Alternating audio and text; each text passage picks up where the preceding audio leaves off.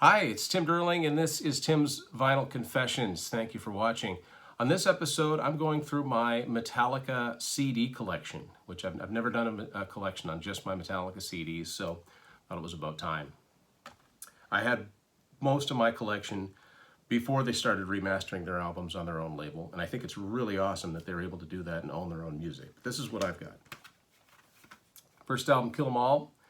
This CD is a US CD on Elektra. At least the outer part of it is. Now the story is, of course, Kill 'Em All was their first album, came out on Megaforce Records. They didn't sign to Elektra until Ride the Lightning, and then there was Master Puppets. Then in 1988, Elektra reissued Kill 'Em All with two bonus tracks, Am I Evil and Blitzkrieg, cover tunes, which were the B-side of Creeping Death. Now, over the years, that version became harder and harder to find. I always associated those two songs as being part of that album. They really aren't. But I've got the CD that's in here is a Canadian Elektra CD with those two songs on it. So I bought the reissued CD, which they did in the mid-90s with Elektra. But I found the actual CD itself. I don't know what happened to my original US CD, and it really doesn't matter. This one is the one that I really wanted to find, even though those two songs have been issued in other places. So the booklet inside of it, photo of the band on the back, and all the lyrics and credits.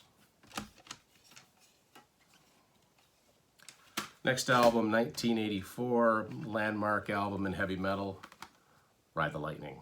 This is a Canadian CD on Elektra, and it is a mid-90s issue. You can tell because it's got that Elektra logo on it as opposed to this one. So that's the mark of a later 90s Elektra CD. Although the CD itself still has the old one on it. It's the booklet that has the new one on it. This one's got a little bit more in it for pictures, basically everything that was in the record itself. We did an episode quite a while ago on just the Cliff Burton years, and I go through all of that stuff on there too. I don't have a lot of CD singles, but I have this one simply because I think it's awesome. This is the Creeping Death / Jump Into the Fire. It's actually two singles on one CD, and this is a UK CD on Vertigo that came out in 1990. So this combines a couple of singles. So it's got Creeping Death with Am I Evil and Blitzkrieg from Ride the Lightning, and then from Kill 'Em All, the single was Jump in the Fire, and the B-sides were two live versions of Seek and Destroy and Phantom Lord. There's the CD itself, and that is the cover to the Jump in the Fire single. I just thought it was really, really cool and wanted to have them all in one place. So there you go. I don't know how hard this is to find now, but that's when I sought out. Of course, the Game Changer, still many fans' favorite Metallica album, Master Puppets, 1986. This is a Canadian CD on Elektra. What I like about the blackened reissues, they look exactly like this. It's just the label and the catalog numbers that are different, but they kept everything pretty much looking the same. I always loved that shot. That's such a cool picture right there. And this has lyrics, credits, and photos. Now the next one is one of the rarest Metallica CDs I have. It's not so rare anymore as to get a copy, but it's still rare to get an original copy. 1987, the Garage Days Revisited, and on the CD it's the 998 CD. On the record and cassette it was the 598 EP. They did that on purpose so that stores would not charge more than they should have, although I think originally this sold in Canada for like $16.97. This is a Canadian CD on Elektra Records. Really, really hard to find because it went out of print in 1990, even though it went platinum. I never understood why they yanked it out of print. So there you go, just 5 songs on it. I've always loved this EP, listened to it over and over and over again. The first thing that Jason Newkid appeared on and introduced most of the world to the fact that Metallica loves doing these covers of obscure new wave of British heavy metal songs, and they make them their own. Next up, 1988, and Justice for All. This is a US CD on Elektra. In many ways, well, Master Puppets was the breakthrough album. This included their breakthrough single, which was One. I could comment about the production. I won't. I love this album. And the thing is about, you know, not being able to hear the bass very well on it. I like it the way it is. Anything else wouldn't be the same. So I don't know. Maybe someday we'll get a bass restored version, but I don't think so. I think that time has passed, and if we were going to get one, we would have, and it really doesn't matter. Even Jason Newsted said it came out the way it was supposed to come out. So it's good enough for him. 1991, The Black Album, self-titled comedy. Notice The Black Album. There's a logo and a snake in there somewhere. This is actually the first Metallica CD I ever bought. Had long box when I bought it. This is a US Elektra CD. Sold something like a jillion copies. Continues to sell week in and week out. I think it's one of the top Billboard catalog albums. I like the design on the CD itself too. Very minimal. For such a big album, it's very minimal for credits. It's just got these sort of silhouetted images of the band and the lyrics in a very, very short list of credits.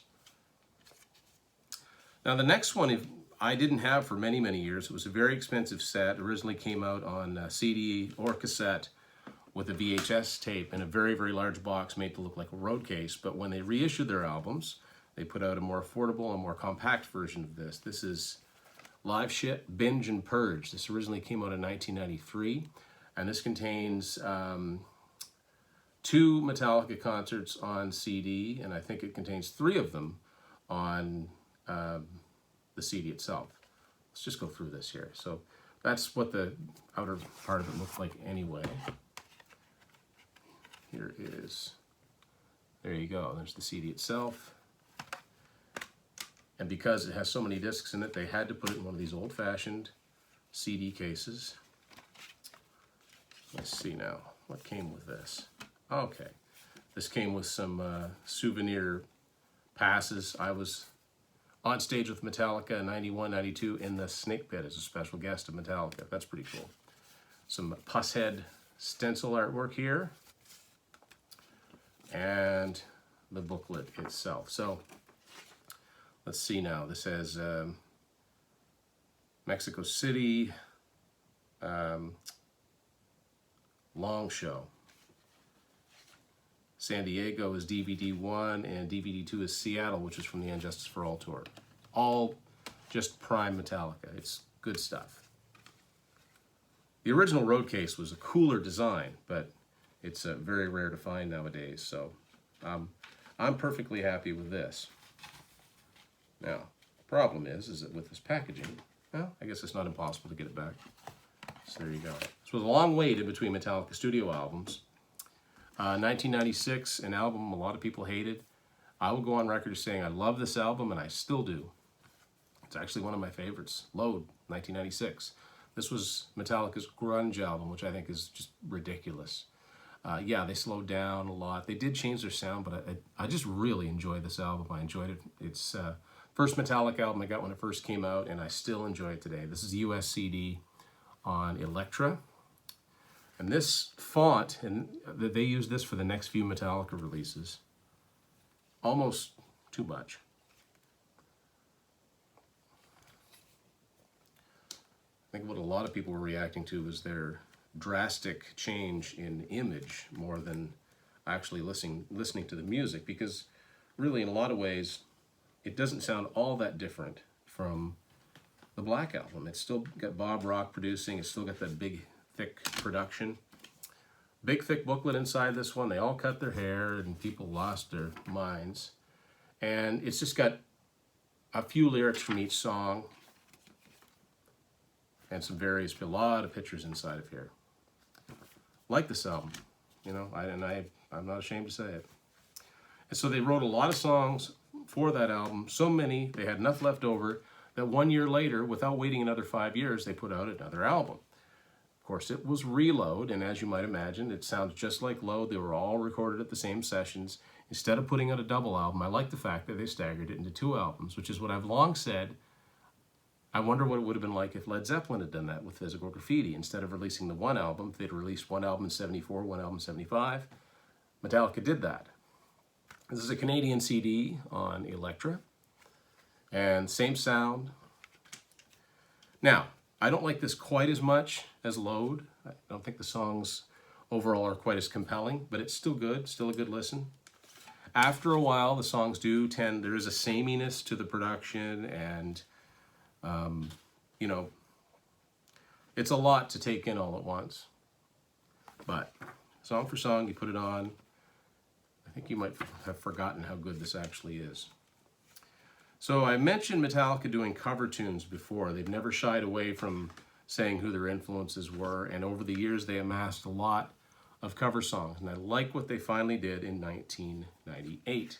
This is Garage Inc. This is a 2 CD set. This is a Canadian version on Elektra. Disc 1 is all new covers. This is where, if you're a casual fan, this is where Turn the Page and Whiskey in the Jar comes from the first disc of this album.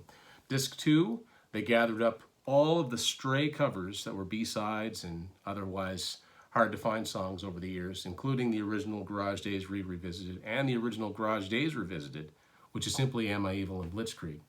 There's some one-offs here. Their Motorhead tribute songs on here. They did Lemmy's 50th birthday party. They recreated the Garage Days Revisited cover with new photos of the band's heads taped over their bodies. And this is just funny. The Metallicats covering all your favorites. This was them, I would say, thumbing their noses, but giving the middle finger to the critics.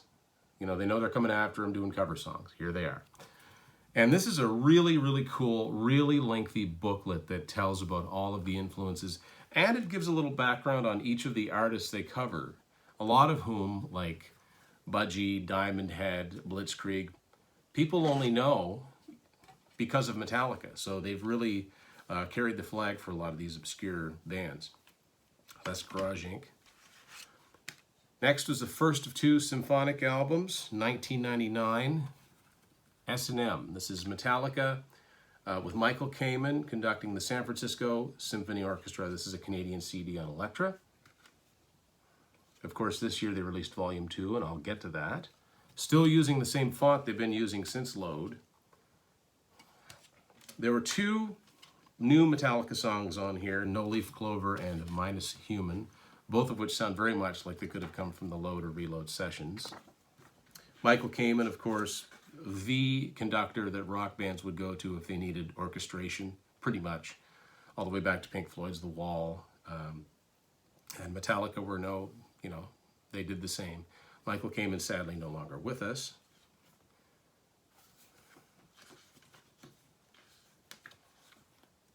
Just lots of pictures here, too. This one did not come with a DVD. DVD was separate, and I actually don't have that. I have seen it because Matt has it. That was the last release that Jason Newsted appeared on, the last Metallica album that Jason appeared on before he left. And of course, if you've seen Metallica, Some Kind of Monster, you know the story. The end result of all of that turmoil was Saint Anger, 2003. Not much more I could say about this album other than it's really the only album they could have put out at that time. They were so fractured. I do like some of the songs on here. I hate the production, but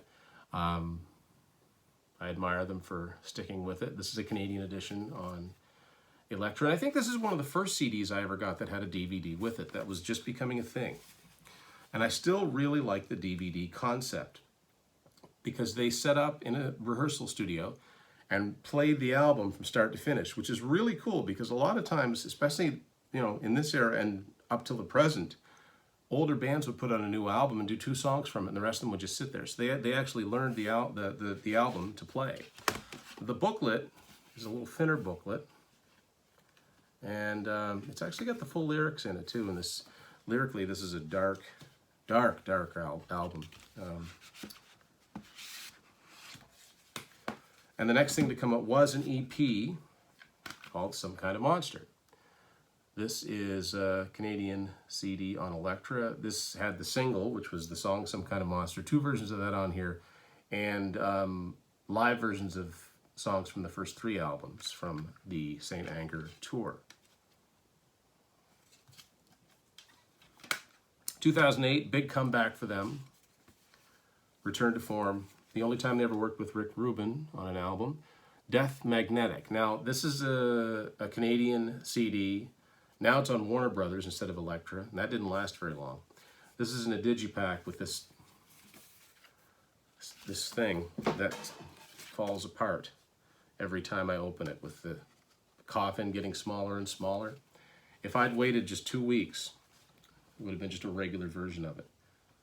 That's a minor gripe. I actually really, really like this album. Now, it's true, if you turn it up really loud, it gets really distorted. This was the Distortion Wars era. Same thing that affected Rush's Vapor Trails when it first came out. But good album. Very good album.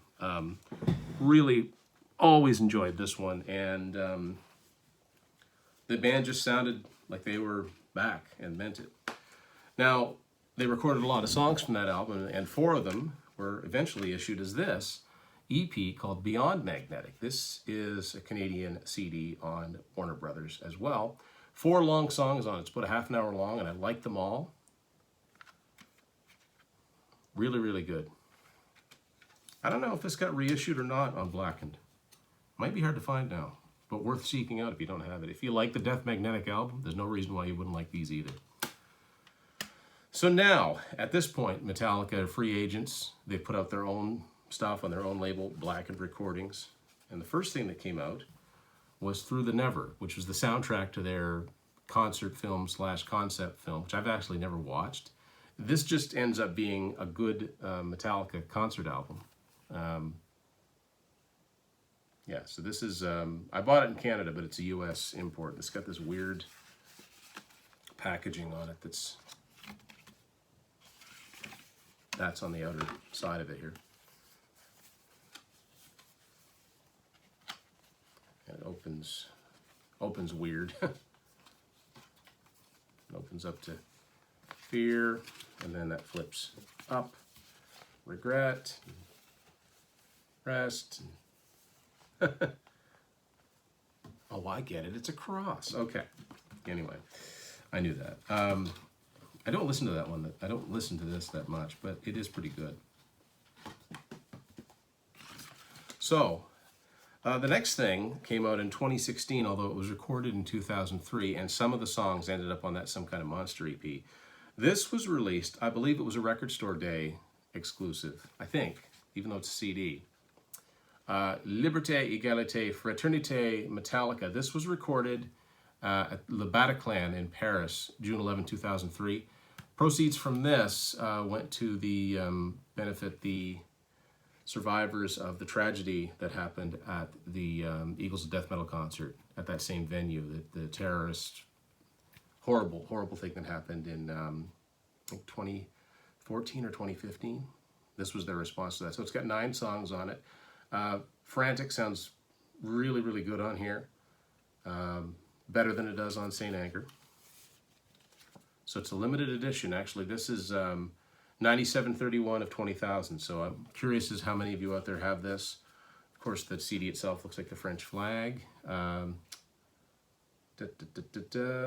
November 2015, I guess. So yeah, I was glad to pick that up. And then finally, in 2016, they reissued their next album. And we did, Matt and Will and I did an extensive review episode of Hardwired to Self-Destruct. So I'm not going to go into a lot of detail about that, but this is just a US CD, and this is the deluxe CD, so it's got the full album. Plus, it's got various songs like Lords of Summer, cover songs like the Dio tribute, the Ronnie Rising medley, When a Blind Man Cries by Deep Purple, Remember Tomorrow by Iron Maiden, and some live songs that they did on Record Store Day and recorded and put right on here. So this is an extensive set, and you know, for taking such a long time between albums, they gave us a lot of music to listen to in the meantime.